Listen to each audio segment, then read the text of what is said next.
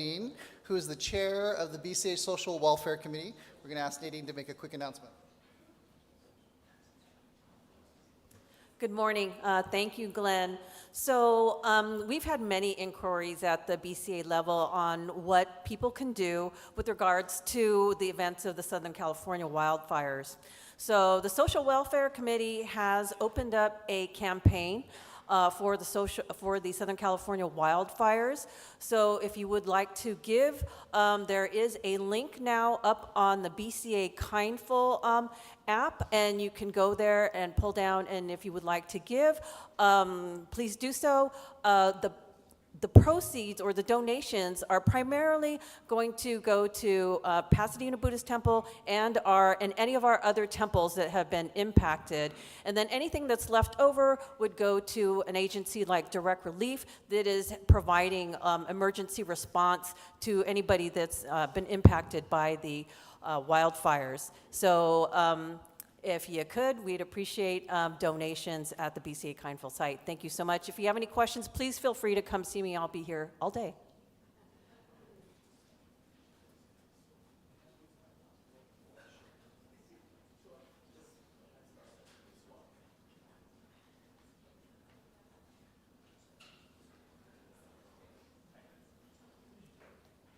Good morning again. I'd like to begin this morning's portion in the Hondo with first speaker will be Bishop Marvin Harada and be followed by Reverend Kyonobu Kohara.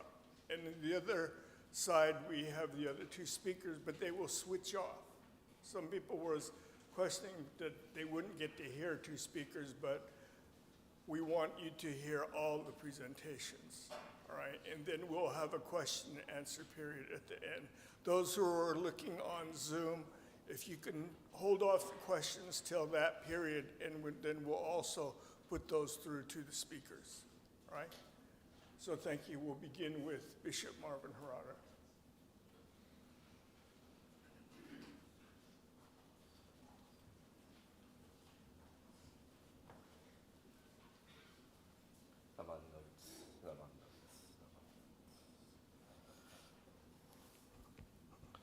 Naman notes, naman notes, naman notes, naman notes, naman notes. Morning, everyone. Thank you, Reverend Jerry, for your kind introduction. Thank you to Southern District and OCBC for hosting our seminar today. Our thoughts as well go to all the victims of the fire. The Gomonshu of our Honganji is also very concerned, and we received notice recently that Honganji is going to send these little small home altar kits for people who have lost their homes, and I'll be delivering that to the families on behalf of the Gomonshu. So I'd like to go right into my message for today. So I'd like to begin to set the tone for this by showing a short music video that sets the stage for what I would like to say about orthodoxy and heterodoxy in Shin Buddhism. And this is a video by Yo-Yo Ma, the esteemed cellist, who is talking about a master class that he's going to teach. I stumbled on it because I like to watch music videos, and I just stumbled on this video, and I thought, oh, this really relates to our gathering today. So allow me to play this video by Yo-Yo Ma. You probably know me, if you know me at all, as someone who does this. There has come to us a young man aged 7 bearing the name Yo-Yo Ma. I've been playing the cello for over 60 years, so I should be getting it right by now.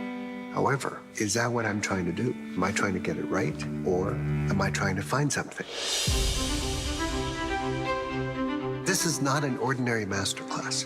I really don't like to tell people things, so I hope you won't expect me to do that. But during our time together, we're going to talk about what creates magical moments.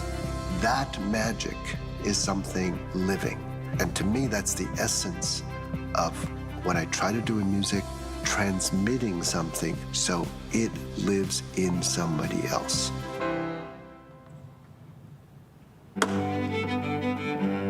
At one point, I had the audacity to think I could play a perfect concert. I was in the middle of a concert, and I realized everything's going perfectly well, and I was bored out of my mind. That was the moment that I made a fateful decision that I was actually going to devote my life to human expression versus human perfection.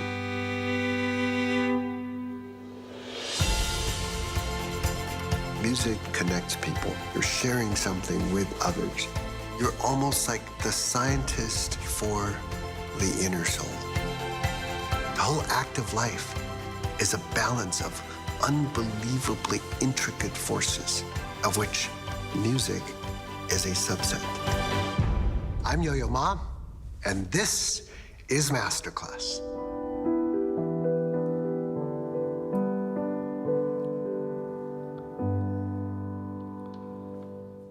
So there's so much from this video that I thought really relates to Buddhism.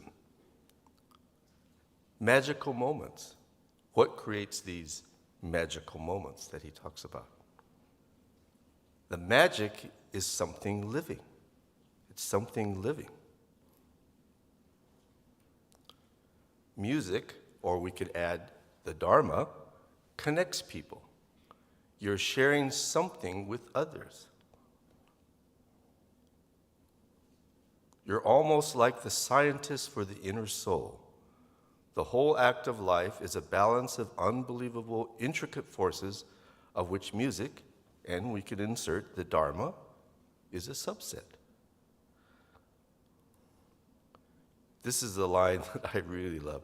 Transmitting something so that it lives in somebody else. Transmitting something so that it lives in somebody else. Isn't that what the Dharma is all about? Isn't that what Shakyamuni Buddha did in his 40 years of teaching? Transmitting something so that it lives in somebody else. Isn't that what Shinran Shonin did throughout his life? Transmitting something so that it lives in somebody else? This is one of Shinran Shonin's poems. Those who, hearing Amida Buddha's name, rejoice in it with reverence and praise, receive its treasure of virtues. The great benefit acquired with one utterance is supreme. Shinran Shonin made Buddhism accessible to the everyday person through his poems. To receive the Nembutsu in one's heart and mind, to come to awaken to what in Shin Buddhism we call Shinjin, this was the magical moment for Shinran Shonin. This is what he transmitted so that it could live on in others. So the other part of this wonderful video by Yo-Yo Ma is where he says, more than perfection, he emphasizes expression. So I would wager to guess that he could play the same piece 100 times, but each time he plays it, he might express it differently, musically, each time, depending on his feeling and emotion at that time. So in focusing on expression, instead of perfection, he transmits something that lives on in somebody else. He creates a magical moment for someone. So to me, our orthodoxy in Shin Buddhism, in Nishi Honganji, does the opposite. Does the opposite. The emphasis is on perfection, not expression. So let me share what I mean by this. So our orthodox Honganji looks at this rose, like the Jodo Shinshu teachings, and they say, this is a perfect rose. This is a perfect rose. The Jodo Shinshu teachings are pure, perfect. So our responsibility is to preserve, protect this perfect teaching, this perfect teaching. So in order to preserve, to keep the Jodo Shinshu teachings perfect, they put it in glass, or they put it in a frame, emphasizing the perfection side instead of the expression side. But just like if you stick a rose in a glass box, it will die because it needs fresh air. So a living Dharma needs new expression. And we cannot transmit something that is not living. As Yo-Yo Ma says, transmit something so that it lives in someone else.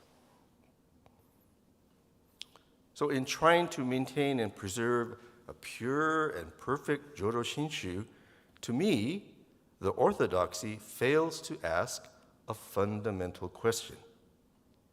Is it working today? Is it working? Is it living today? Are the Shin Buddhist teachings that we are trying to transmit, that we regard as perfect and pure, is it working? Is it resonating with modern people, with contemporary society? Is it creating a magical moment for anyone?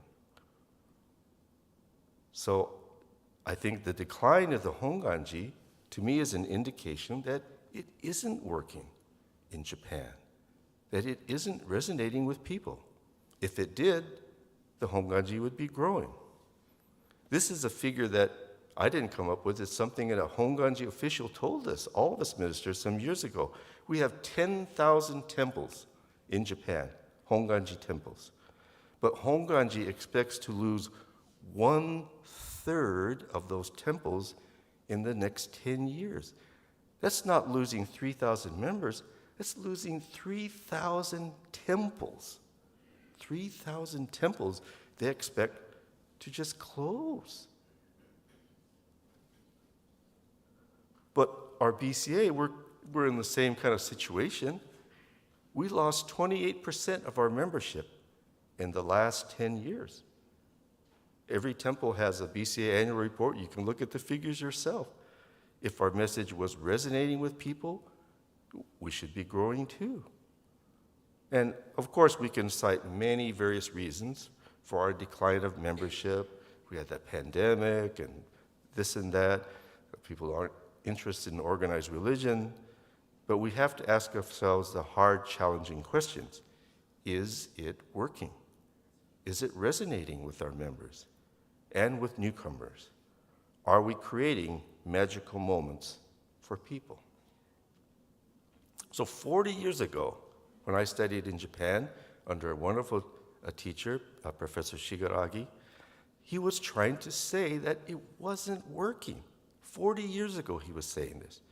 He was trying to bring new life, new expression to Shin Buddhism and to the Honganji.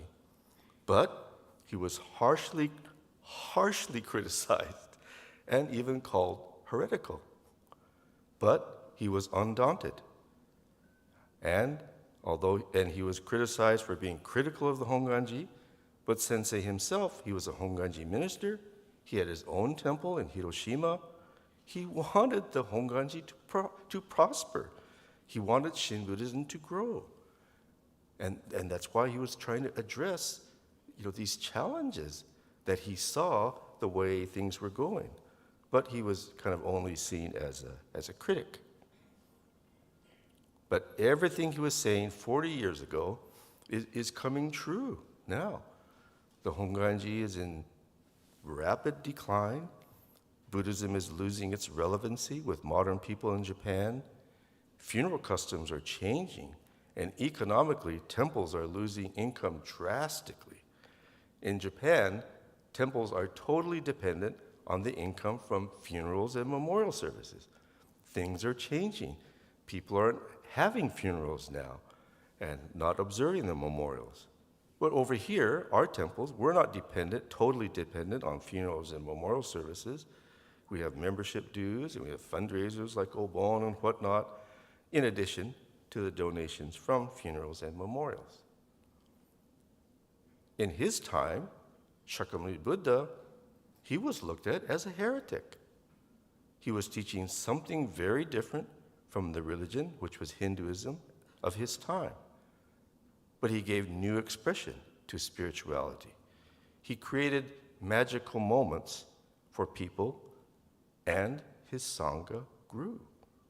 And it's continued for 2,500 years because he transmitted something that lived on in somebody else. During Shinran Shonin's time, the orthodox Buddhism was Tendai Buddhism. The Shinran Shonin left Tendai Buddhism and joined Honen Shonin, who was looked at as unorthodox, heretical, from the orthodox Tendai Buddhism. Both Honen Shonin and Shinran Shonin gave Buddhism new expression, new interpretation. In their day, they were the heretics, the heterodoxy. But they were just trying to relate Buddhism to the people of their time. They were trying to relate what they felt was the real essence of Buddhism. So it's our challenge to give Shin Buddhism new expression, to relate it in a way that resonates with modern people. And as a minister, I have to challenge myself to give a Dharma message that transmits something that lives on in somebody else. Our sanghas can be places where newcomers and lifelong Buddhists can find magical moments. I'd like to share a conversation I had not too long ago with a new Las Vegas Sangha member and her magical moment. So as the bishop, I'm in charge of the Las Vegas Sangha. So it's really hard to be the bishop. You know, I have to go to Las Vegas every 3 or 4 months. Everybody knows how much I love Las Vegas. So on the last visit I went, I noticed there's a new family, not Japanese American. You know, it's a husband and wife, and they have 2 kids. And I'm talking to the wife. And she was, I asked, how'd you get started here and everything? And she was sharing with me that she and her husband tried every religion that you can imagine over the course of many years. All kinds of religion, various kinds of Christianity, and they tried everything, but nothing connected with them. Nothing really resonated with them. And so then her husband would say, well, we haven't tried Buddhism yet. Should we try Buddhism? Okay, let's try Buddhism. So he looked up on the internet. He found that the Las Vegas Sangha was 5 minutes from their house. Hey, there's one close by. They went. She told me on her first visit, even as she walked into the center there, even before the service started, she sensed that she had found her spiritual home. She sensed something, a warmth from the Sangha, even before the service, before the message.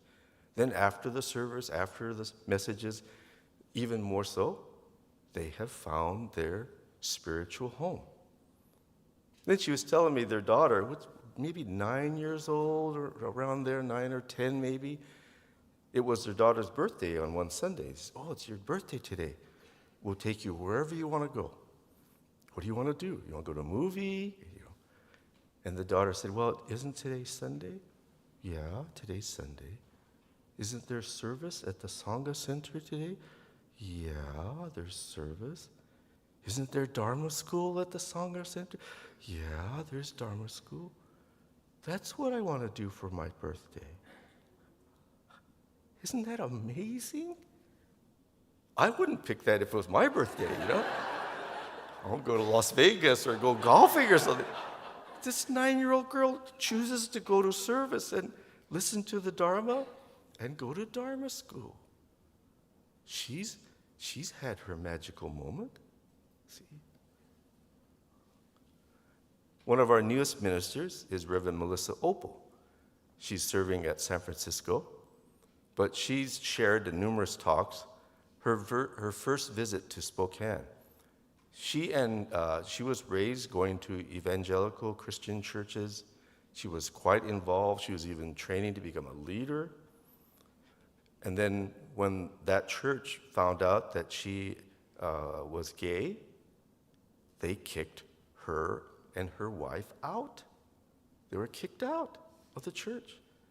So then, for several years, she was disenchanted with religion, and then they decided to check out Buddhism. So they went to the Spokane Buddhist temple. First thing is, in the pew in front of them is another gay couple. Oh my gosh, they really do accept LGBT community in Buddhism. Then, when the sutra chanting started, she really can't even put it into words, but something about the sutra chanting was a magical moment for her. She found herself sobbing, just touched so deeply emotionally. She was trying to hide it from her spouse and other, but she couldn't hold it back. That was her magical moment. So we can be a place where people find the Dharma through magical moments at our churches and temples, and maybe even online. They might encounter it in various ways. For some, it might be a Dharma message. For others, it might be meeting someone in the Sangha. For another, it might be meditation, or maybe the sutra chanting, or maybe for another, dancing at Obon. Or, and another, it might be a study class or a discussion class.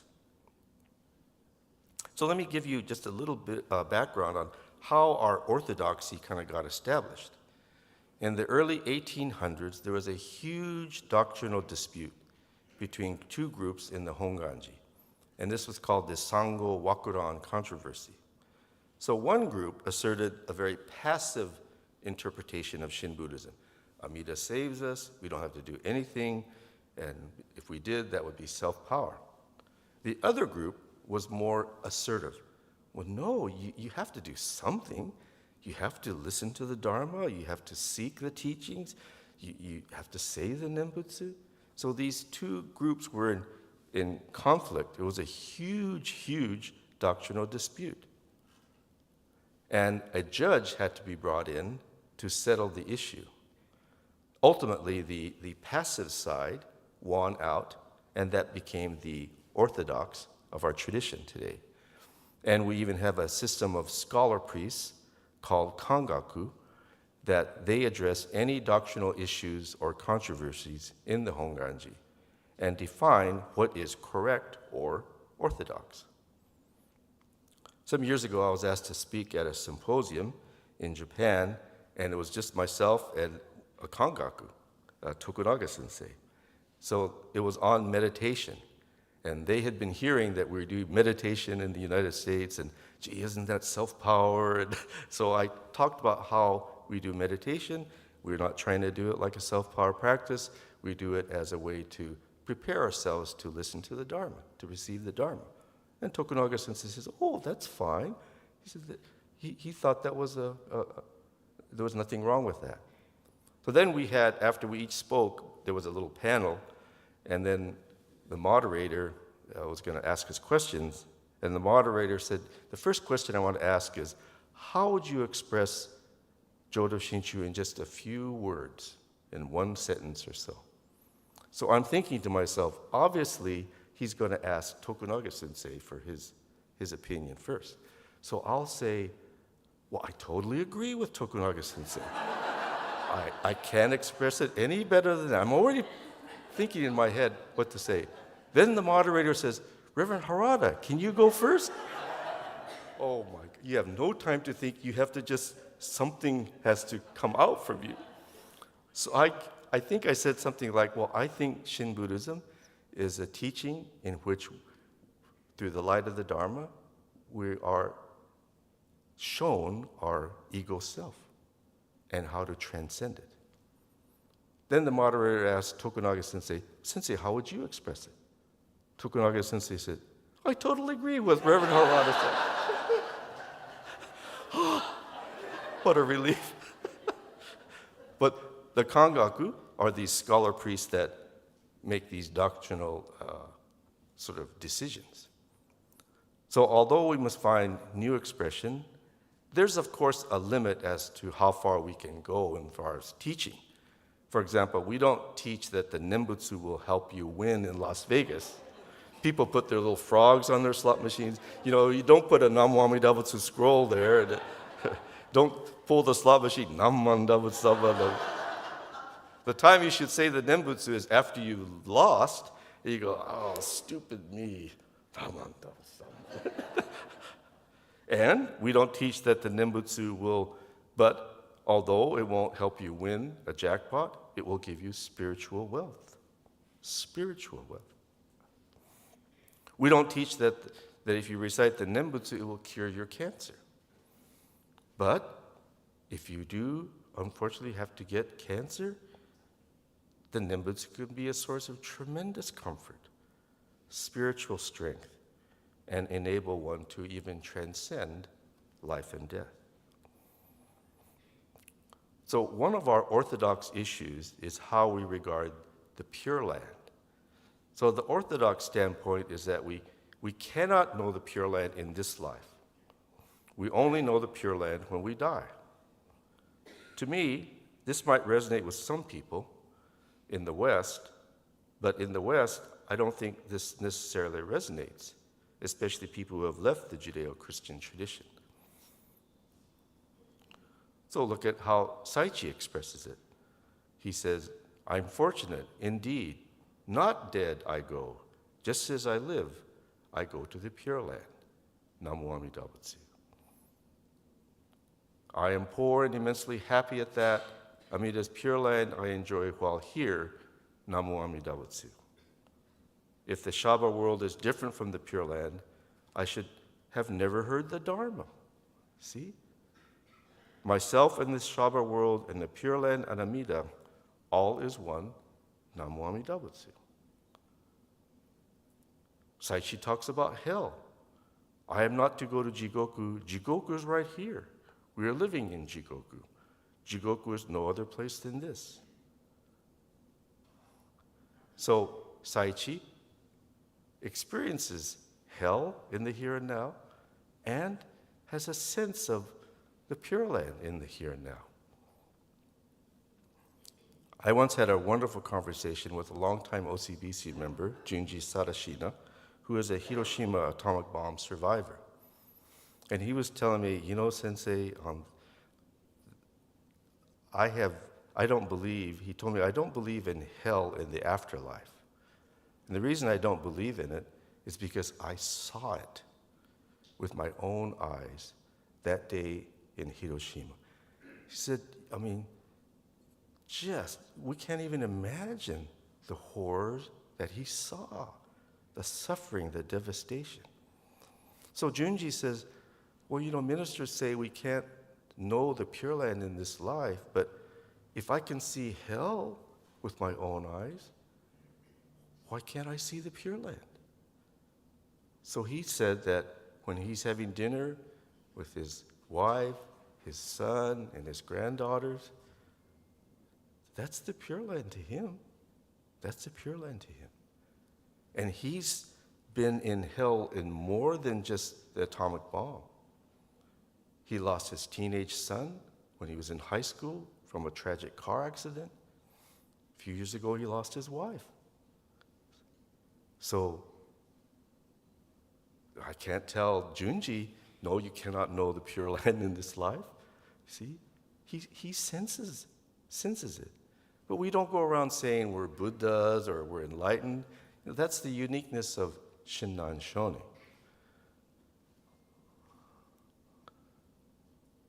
So Saichi has this poem. I am a happy man indeed. I visit the Pure Land as often as I like. I'm there and I'm back. I'm there and I'm back. I'm there and I'm back. Namu Amida Butsu. So I love these poems by Saichi. I think it shows us a tremendous spiritual depth of the Nembutsu. But from a strict orthodox standpoint, I think you have to say this is beyond the orthodoxy. This is what I'd like to close with. this image of a rainbow, So if we look at this rainbow as representing a broad spectrum of interpretation of Shin Buddhism, then our orthodox just looks at one section, like the middle part of the rainbow. This is Jodo Shinshu. But so anything to the left or anything to the right, that's not Jodo Shinshu. But to me, why not have a little broader view? And we can let people decide for themselves which interpretation relates to them, resonates with them, and we can all still share this path of the Nimbutsu together. Some might relate to a passive approach, some might relate to a more active approach to their life. And that is our challenge for the future.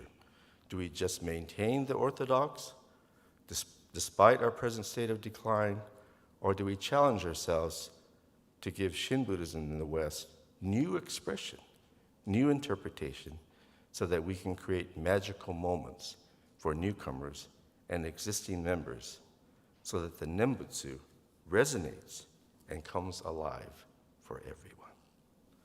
Naman Nembutsu, Naman Nembutsu, Naman Nembutsu, Naman Nembutsu. I'd like to stop here and allow Kuhara Sensei to set up for his presentation.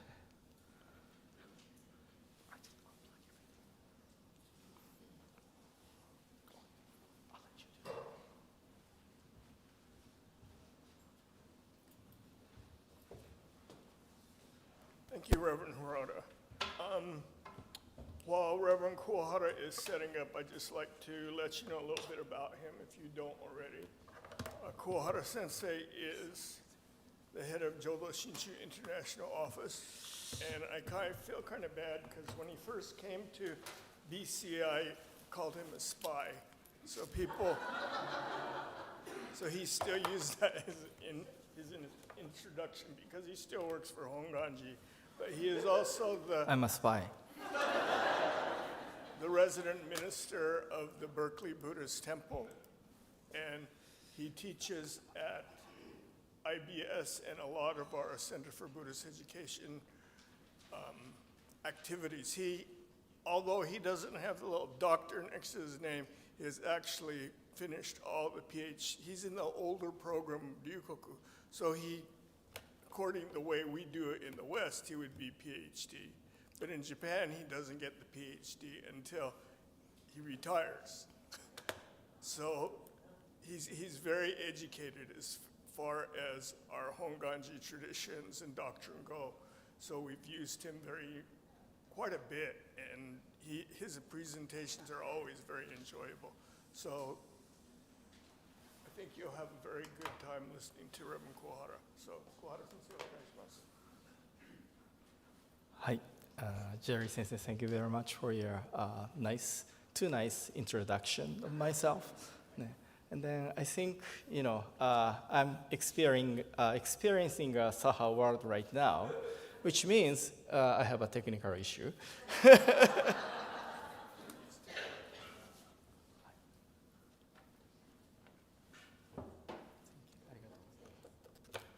But while he's working on some technical thing, so today maybe some of you noticed some publications at the entrance. I am working for the organization Jodo Shinshu International Office, in short JSIO, which is like a Honganji's satellite office to spread Amida Buddha's wisdom and compassion, Shinran Shonin's teaching to more people in the world.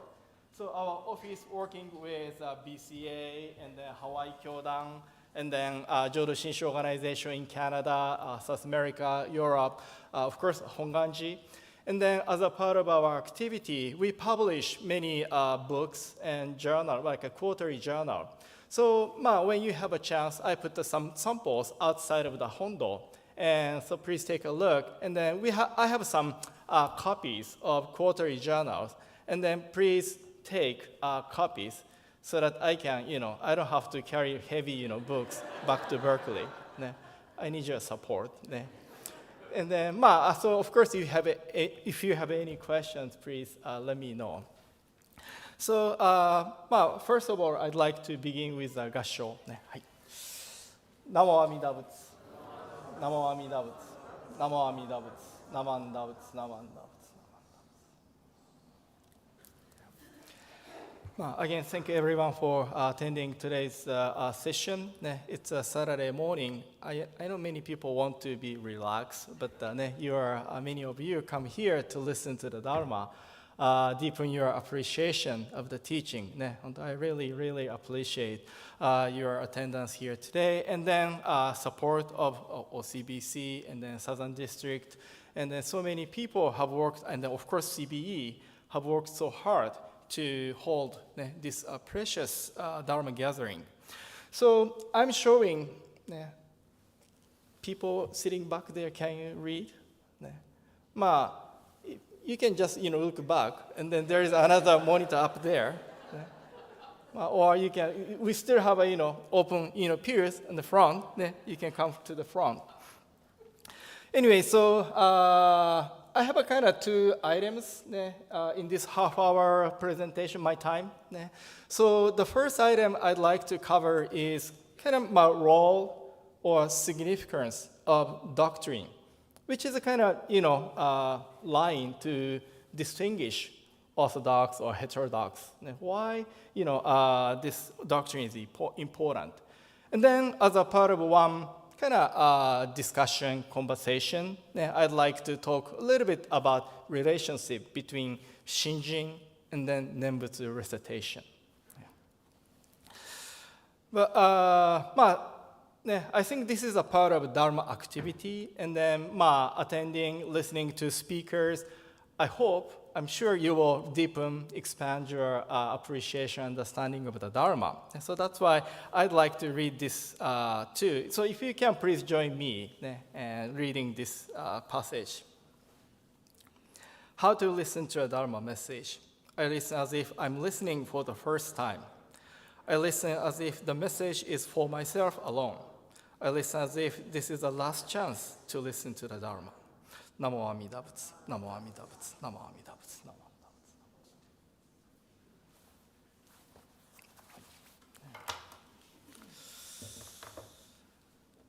Butsu. So, when CBE decided to have this seminar with a title, like a heterodoxy or heresy, and then last summer, August, we had a similar, we have a Summer Pacific seminar.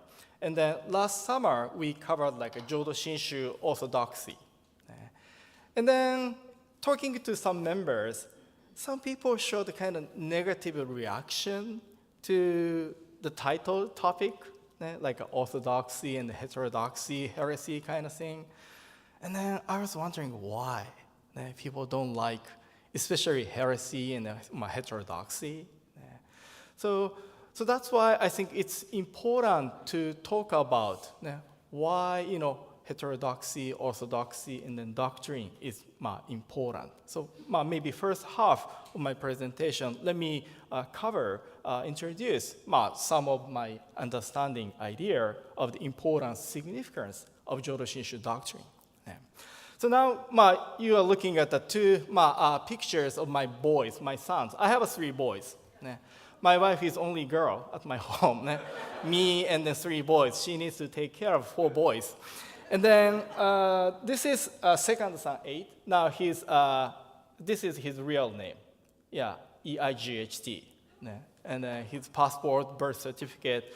Yeah, this name is on those documents. And then now he's 16 years old. And then Hiroto is the youngest son. He's now 12 years old. You can see what they're doing. So this is a Jodo Shinshu Center parking lot. So now, 8 is age 16. So he's interested in driving a car. So legally speaking, California, United States, he can get a permit and get a driver's license, right? But Hiroto he's 12 years old. So under the current United States legal system, Eito can, drive a car, can get the driver's license, but the Hiroto, no good, right? And then I'm from Japan. And how about the Japan? So people age 16, it is not allowed to get the driver's license. In Japan, age 18 is the year we can get the driver's license, right? So if, Eito goes to Japan, even if he gets a driver's license here, go to Japan, he's not legally allowed to drive a car. Yeah. So I know because of the new administration, border is a kind of political, big social issue right now. But let me talk about borderline this way, okay? So now I'm showing the map, image of the North America. And then you see different names of different countries. And then how do we kind of divide or differentiate countries or nations? Borderlines, right? And then why do we have border lines? Because of these border lines, divide the country like a, legal system, right? I don't know Canada, how young they can start driving, but because of this border line, each country has a kind of different age of kind of legally, driving a car. And then vote, election system, tax system, drinking alcohol, and then marriage. So many things in our everyday life is different from country to country. With this, borderline is a one kind of clear line to differentiate all those, social kind of legal systems. Right? So then let me, change a little bit, to look at the so-called religion. So speaking of religion, there are many different religious teachings. Christianity, Judaism, Hinduism, Islam, Shintoism, Buddhism, right? And then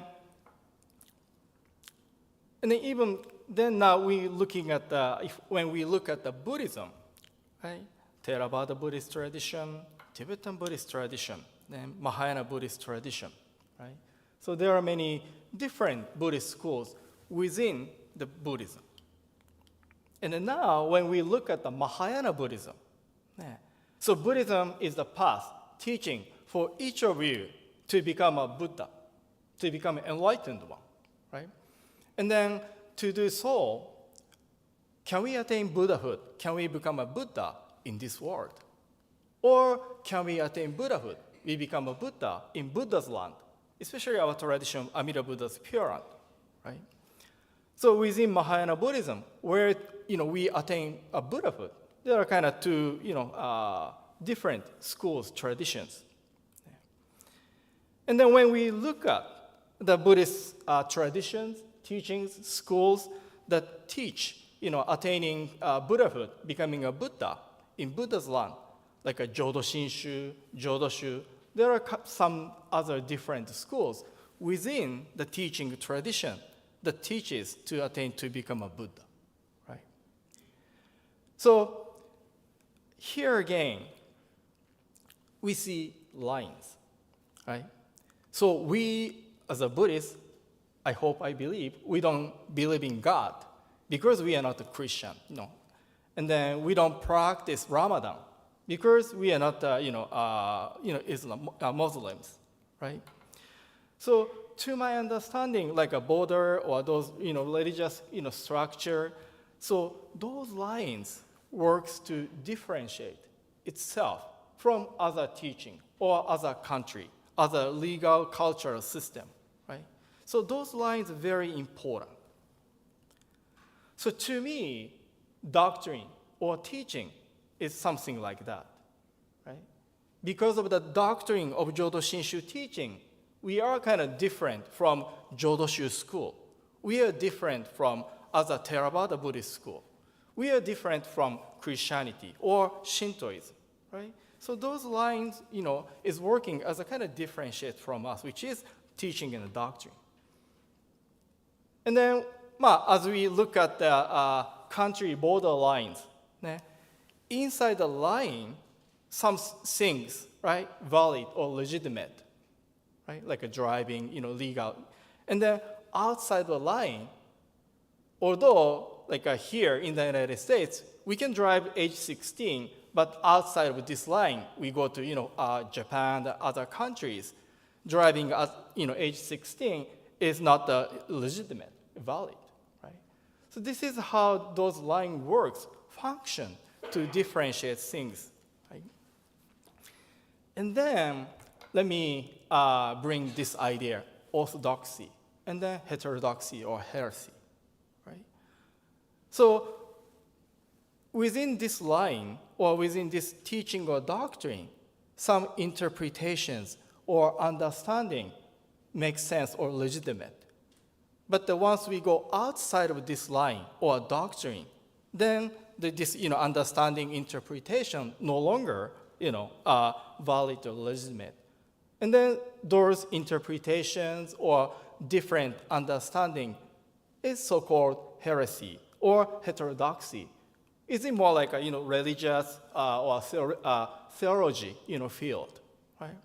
But if you don't like this expression, maybe just say false interpretation or different interpretation. Or we could even say misunderstanding of the teaching, right? And then when we look at the history of Jodo Shinshu Buddhism, I know some of you have read the Corrected Works of Shinran, CWS. And then in the Corrected Works of Shinran, we see the letters of Shinran Shonin. During Shinran Shonin's time, he composed a letter and then sent to his followers, disciples. And then some letters, Shinran Shonin addressed the issue of members, followers who understood the teaching of Amida Buddha, Jodo Shinshu teaching. And then after Shinran Shonin passed away, this is one of the famous, Jodo Shinshu book is Tanisho in Japanese. English title is A Record in Lament of Divergences.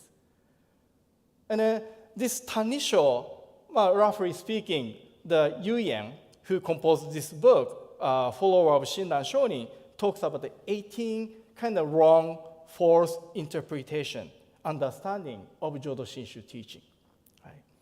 And then during Renya Shonin's time, by that time, Jodo Shinshu became the nationwide, the largest Buddhist organization. So that's why, Honganji got a lot of members, right? So more people, more different interpretation, different understanding. So that's why Renya Shonin had a really hard time to kind of provide a standardized teaching, because people talk about the Jodo Shinshu teaching kind of in different ways. And then in the Edo period, there is a kind of big movement of developing Jodo Shinshu doctrine teaching, right? So that's why Harada Sensei mentioned the Sango Wakuran. Not only Sango Wakuran, there are many different doctrinal disputes to kind of figure out what is the correct interpretation, what is the incorrect interpretation, right? So when we look at the history of Jodo Shinshu, always kind of dealing with false interpretation or wrong interpretation. Right? And then, how about me? I studied the Jodo Shinshu Buddhism at the Ryukoku University. And then I came to IBS to study Buddhism, especially in comparison with Christianity. But I have a lot of doctrinal information or teachings in my here. But always it's very important to look at myself. Is my understanding, interpretation of Amida Buddha correct? Is my understanding of Nembutsu recitation correct? Because this teaching, Jodo Shinshu Buddhism, there are many different, a lot of items. Shinjin, recitation Nembutsu, and then Amida Buddha, Pyoran, right? So always it's nice to reflect on my understanding, interpretation. Because look at the history. There are so many smart, brilliant, Jodo Shinshu scholars, followers. But sometimes people, go a wrong kind of direction of understanding, interpretation of teaching. So it's very important to constantly look into myself using the doctrine or teaching to check myself. So when we look at ourselves, again, teaching doctrine is very, very important. Right? It's a kind of standard to look at myself. So in the Jodo Shinshu tradition, we say there is I will introduce a couple, 4 Chinese character set phrase. In our tradition, there are many 4 Chinese character set phrase. And Haja Kensho, there is a word Haja Kensho. It means the first Chinese character means destroy, or in this context, more like a refute. The second Chinese character is the wrong or false interpretation, understanding. The third Chinese character means reveal. The last one is the correct interpretation, correct understanding. So sometimes the importance, the role of Jodo Shinshu teaching doctrine is Haja Kensho, refuting to refute the wrong interpretation and then reveal the correct understanding, interpretation. And then how to use this teaching, doctrine, especially with the understanding of this Haja Kensho. And then who's, this here, false or wrong interpretation, whose false understanding talking about? Revealing the correct teaching for who? If we look at the chapter 12 of Tannisho, a record of divergences, there is a kind of discussion topic about this issue. So as we study Buddhism, and then doctrinally we can expand our knowledge. And then what will happen? Some people go out and then kind of criticize, refuse other people's interpretation, and then, your understanding is wrong, right? But no, the teaching, the importance of doctrine in the Jodo Shinshu tradition is, again, so to look at myself, not refuting, criticizing other people, always kind of to look into ourselves. So doctrine in Japanese kyogaku is not a tool, weapon to defeat other people. It's a kind of mirror to look at myself, which is kind of second half. So this is a kind of importance of Jodo Shinshu, doctrine or teaching in the Jodo Shinshu tradition, especially when we talk about the heresy and the orthodoxy kind of thing, right? So because of that, based on that, many scholars, Jodo Shinshu followers, seriously, carefully developed Jodo Shinshu teaching, right? To figure out what is the correct understanding, right? Like 3 treasures, how is it to be born into human life? Now we're living it. Difficult is it to hear the teaching, the breaststroke. Now we hear it. This is really precious for each of us to encounter the Buddha Dharma. Even when we encounter the Buddha Dharma, if we understand, take this teaching wrong way, different way, it's a kind of big loss. So that's why it's very important to have a good understanding, correct understanding. Right? So that's why in our tradition, there are huge kind of development of Jodo Shinshu teaching doctrine. So that's why, like a Shinjin, disquisitions, Shinjin, or maybe practice, and then practice Shinjin, so many different categories of those discussions. So today, Miyaji Sensei, I miss. I think I can watch the other 2, Mutsumi Sensei and Takashi Sensei's talk. But today, I think Miyaji Sensei is talking about should we, clearly recognize the moment of attaining Shinjin? This is one big kind of discussion, doctrinal discussion in Jodo Shinshu, where again, so Buddhism is the path for each of us to become a Buddha. And then when and where, right? especially where, well, when. So in this world, we become a Buddha within this lifetime, in this Saha world. Or we become a Buddha after completing this life, attaining birth in the Pure Land. And that's when, or that's where we become Buddha, right? This is another kind of discussion under the Tokuyakuron in Japanese, like a benefit. And then my kind of topic is, because of Shinjin, do we recite the Nembutsu, or do we attain Shinjin as we recite the Nembutsu? Kind of relationship between Shinjin and the Nembutsu discussion. Yeah. So now I'm kind of shifting to the second point of my talk today. I know it's already 10:30, so I need to hurry up. This is kind of my bad habit. I always bring more than the time I have. Anyway, we have a lunchtime, so.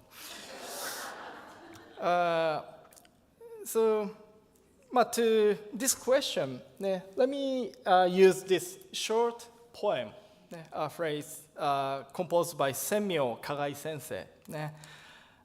We say, oh, it's hot, only after we bite into a chili pepper. In Japanese, o kara to iu wa tonari tougarashi.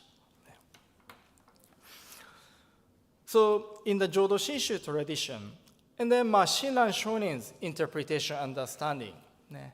So I have one quote here, knowing that thinking and voicing have the same meaning. No voicing exists separate from thinking, and no thinking separate from voicing. Right? So here, thinking is more like a thinking of Buddha, which is Shinjin, part of Shinjin. And then voicing is our recitation of Namo Amida Butsu. So this mind act and then verbal act, this is inseparable. So this is one very basic, interpretation stance of Jodo Shinshu teaching. And then based on that, and then this is the most important, I use the word like a tenet. So this is the most important Jodo Shinshu teaching. So what is the Jodo Shinshu teaching? So we can answer with these 8 Chinese characters. Although Shinran Shonin's Kyogyo Shinshu is very thick, but we could summarize Jodo Shinshu teaching, just 8 Chinese characters. Shinjin Shoin, Shomyo Ho. The first 4 means Shinjin as the decisive course. And then second half is reciting the name Namo Amida Butsu, is to repay the indebtedness, our indebtedness. What does it mean? This is more kind of more detailed interpretation. So Shinjin, what is Shinjin? Of course, we do need another big session to talk about what the Shinjin is. But Shinjin, one way is kind of to entrust, sincerely or humbly entrust ourselves to Amida Buddha's working, compassion and wisdom. Or maybe appreciation of Amida Buddha's guidance directed to each of us. And then showing. Again, so Buddhism is, and of course Jodo Shinshu too, is the path, way for each of you to become a Buddha, enlightened one. And then Shinjin is a decisive course for attainment, for our attainment. And the second half, recitation, and then to repay the, what we have received. And then Shinjin and then Nembutsu, which comes first? And then this is one discussion.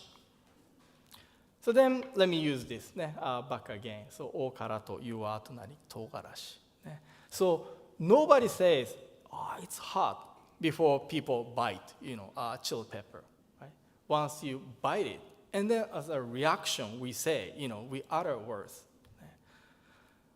So in the Jodo Shinshu tradition, the Nembutsu in the Jodo Shinshu tradition is followed by, Shinjin is followed by the recitation, right? So that, which means Shinjin should come first. And then as a sort of reaction, we say Namo Amida Butsu. And then not only a recitation, when we come to the temple and then in the presence of Amida Buddha statue, we put our hands together and then we make a bow, showing our respect, reverence with our body. And sometimes we think of Buddha or Buddha Dharma within our heart, mind act, right? So all those our actions followed by Shinjin. And then this is a kind of one area of the Sango Wakuran, which Harada Sensei mentioned. So this kind of relationship, Shinjin, and then kind of manifestation of our act, how those two kind of necessity of the Shinjin and then manifestation, that is the kind of big discussion point of Sango Wakuran. Yeah. Another kind of more like a secular example is, I believe many of you said, I love you from the heart of your heart. And then, but our words of I love you is a kind of manifestation of our, love within ourselves, right? Our deep love to somebody kind of arise, kind of took a form, as a word I love you. And how about tears? When we really get, moved, tears comes out from our eyes, right? That is also manifestation of our moved heart, right? So, Nembutsu, Namandabutsu in the Jodo Shinshu tradition is a sort of natural or spontaneous, manifestation of something within ourselves, which we call Shinjin. So that's why the Nembutsu in the Jodo Shinshu tradition is kind of after Shinjin, attainment of Shinjin.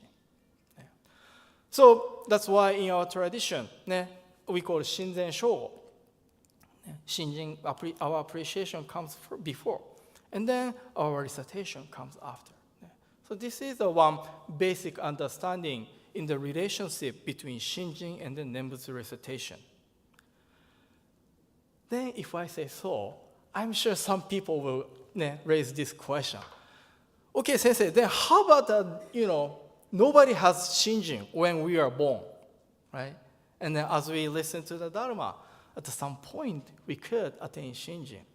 But how about, Nembutsu recitation before we attain Shinjin? Is that meaningless? So this is a kind of issue like a so-called empty Nembutsu. So this guy became age 50 just 2 weeks ago. January 10th is my, ありがとうございます, thank you, my birthday, and then I became 50 years old, half century. I really appreciate all people's support and patience. ありがとうございます. And then, but each of you, since you are born up until today, have received many causes and conditions. You've experienced many things, right? And then all those you've received made who you are now, who I am now, right? So then I was born at the temple family, raised at the temple. And then my father was a Jodo Shinshu priest. I was exposed to Nembutsu, the voice of Nembutsu. Of course, as a son of a Buddhist priest, I attended the service, without knowing anything. I was just thinking, Namandabutsu, right? Of course, I had a time period when I recited Nembutsu without knowing anything, right?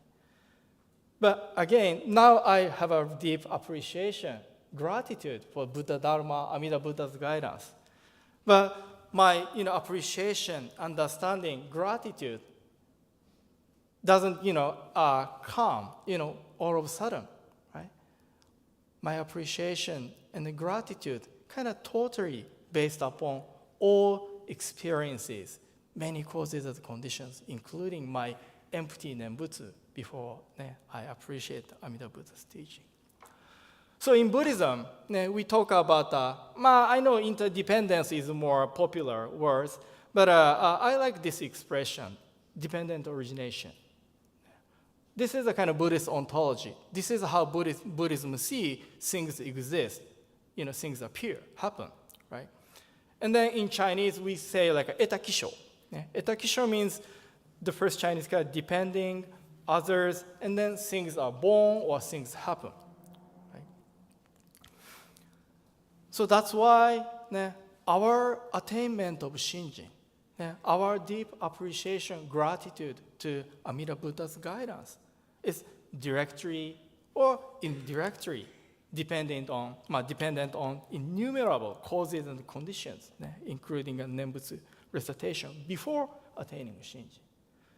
So if we look at our past, maybe some of you have attained Shinjin, but maybe our attaining Shinjin is kind of depend on our past kind of so-called empty Nembutsu.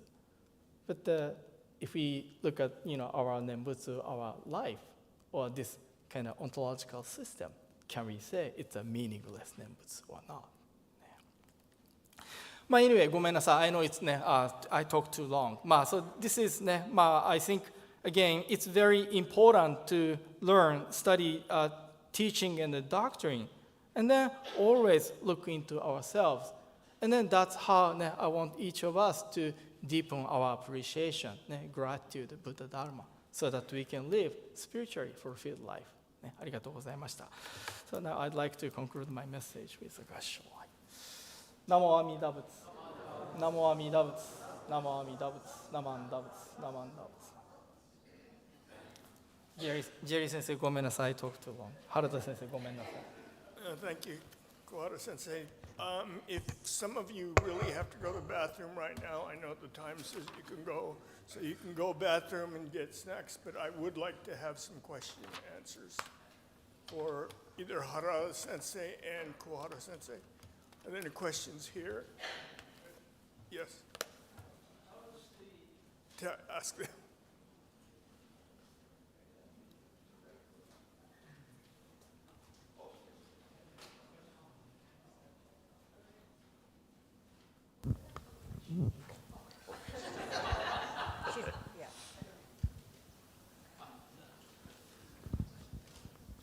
Thank you. In terms of orthodoxy versus heterodoxy, how does Mappo or the age of the declining Dharma fit into this? I mean, some people would say that the drift toward heterodoxy is a manifestation of this. Mappo. ありがとうございます. Thank you very much. So Mappo Chiso. So this is one of the many Buddhist understanding of time or history. So according to this theory, idea that there is a kind of decline of Buddhist teaching, Buddha Dharma, as time elapses. And then for many, especially pure and Buddhist tradition, this is the like a theory to see, to understand the time. But if we go to for example, Theravada Buddhist tradition, they don't take this, Mappo theory. So they could say, oh, that's a heresy. That's kind of heterodoxy, from Buddhist perspective.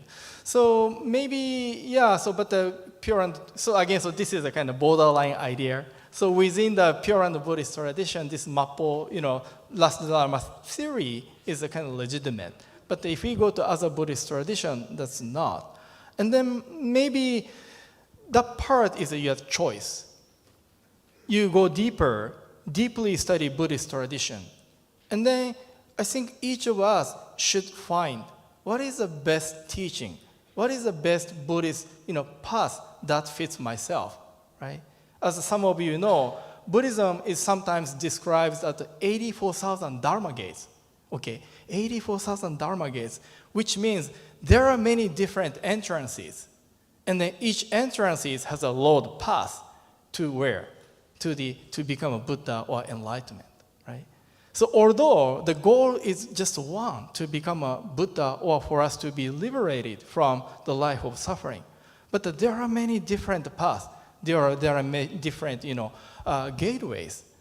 So our practice is deeply listen to the Dharma, expose ourselves to different Buddhist tradition, and then we need to find the best path that fits myself, right? So in other words, we should also need to know ourselves, who I am, how do I live my everyday life. I think many of you, have a job, family. So that's why it's difficult for you to kind of follow the path of Theravada Buddhism or maybe monastic Buddhism, right?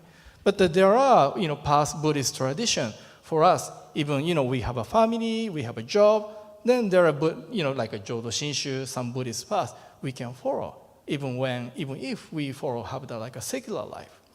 So Buddhism is a great teaching, providing a lot of choice. And then I say one of our practices is for us to deeply listen to the Dharma, know ourselves, and then make the best choice. Real briefly, I had listened to one teacher that took those 3 time periods as a way to reflect on oneself and ask the question, well, am I a person that's living the true Dharma? Or am I a person that's just sort of form only, kind of a fake? Or am I a person in the total period of decline? As using that as a way of self-reflection rather than just the 500 years of this. Thank you for your question. Thank you. Ellen, are there any online questions? Okay. Oh, okay. In here? Any more Yes, questions? Amy. To follow up with Richard's question about Mapo, do either of you see a relationship between the Nembutsu practice being developed and the theory of Mapo? So is there a connection, or is understanding that we're in Mapo related to our practice of Nembutsu today?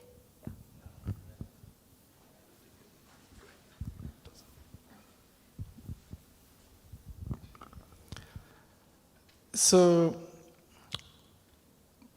last Dharma theory is taught in one of the Mahayana Buddhist scripture, Daijikyo Gatsuyobun.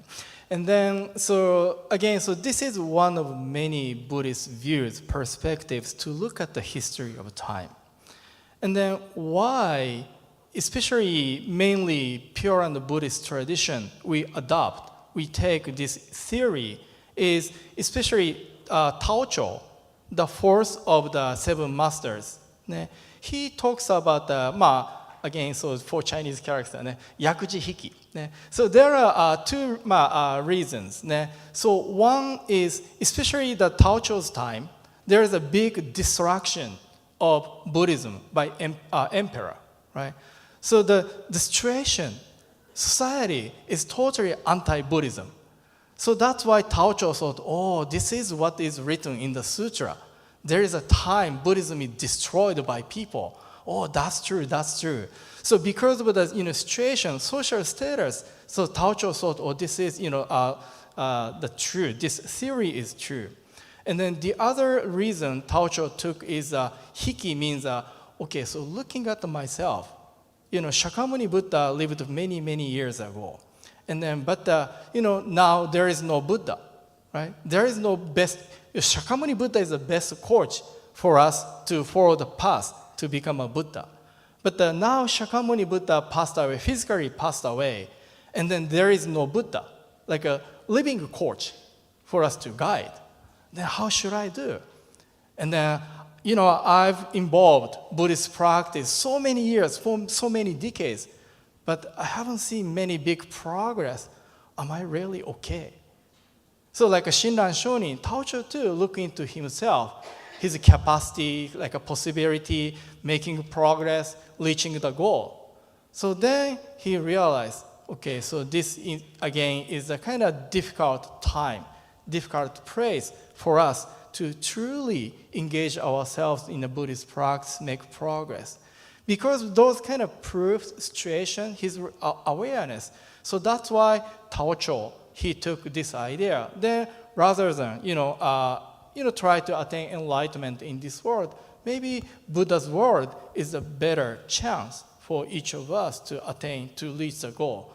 So that is the kind of main reasons for, especially from Taocho's time, this Dharma, last Dharma theory more popular, dominant in the pure and Buddhist tradition. So because of that, I think Nembutsu is kind of connected. So again, Taocho look at himself, and then I'm not so capable, Buddhist practitioner. So then what is the best practice for me? Difficult practice or more simple practice? And then he took the simple practice, which is grounded on Amida Buddha's great compassion, embrace, great compassion that, embrace universally all sentient beings. So to listen to the Dharma, I would say this simple practice, the simplicity of Nembutsu practice, we need to hear the depths, profundity, the greatness of Amida Buddha's great compassion in this simple practice. Any more questions?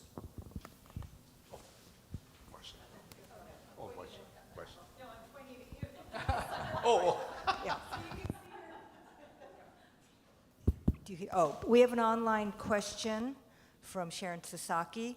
Is considering Shinjin to be equivalent to nirvana and birth in the Pure Land to Mahaparinirvana an orthodox view? Do you want me to repeat that? So is Shinjin to be equivalent to nirvana and birth in the Pure Land? Is that an orthodox view?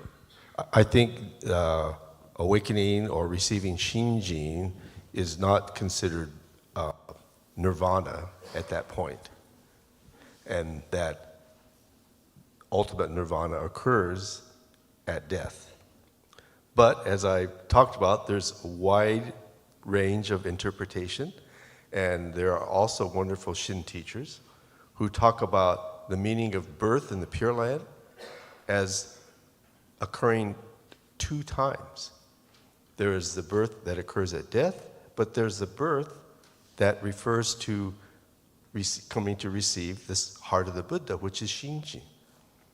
And I often explain it this way. The Ojo, if you write it in Chinese, the first character means to go.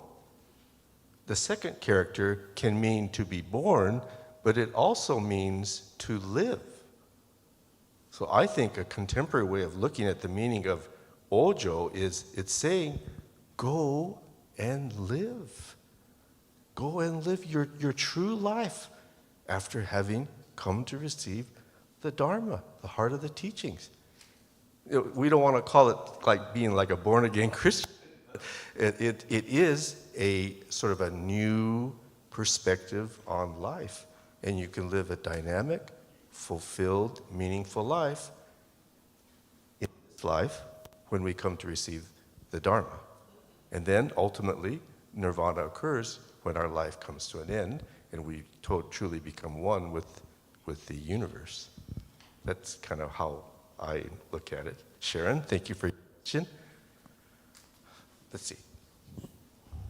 There's another question, but I think you almost answered it just now. John says that in some Zen circles, it is asserted, we are Buddha now. Right. If a person believes she knows Pure Land in this life, when does that person attain Buddhahood? And I think you kind of answered.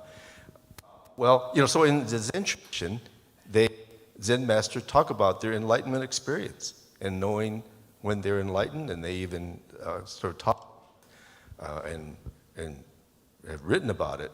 But I think that's the greatness of Shinran, is that he never says he's enlightened, never says he's a Buddha. Because if you think about it, if becoming Buddha means you transcend the ego self, how could you ever say you became enlightened without at least a tinge of ego? Well, I really shouldn't say this, but last Tuesday I got enlightened. You're reeking with ego. So in a sense, to say you haven't attained enlightenment, you're not a Buddha, is more of a Buddha-like statement, isn't it? See? So to me, that's really the greatness of Shinran Shoni. Okay, thank you. We better Transition. conclude here, and then we'll transition. So everyone, if you want a snack, you go to the other room. But let's start again at 11. 11? Oh, okay. Quick snack.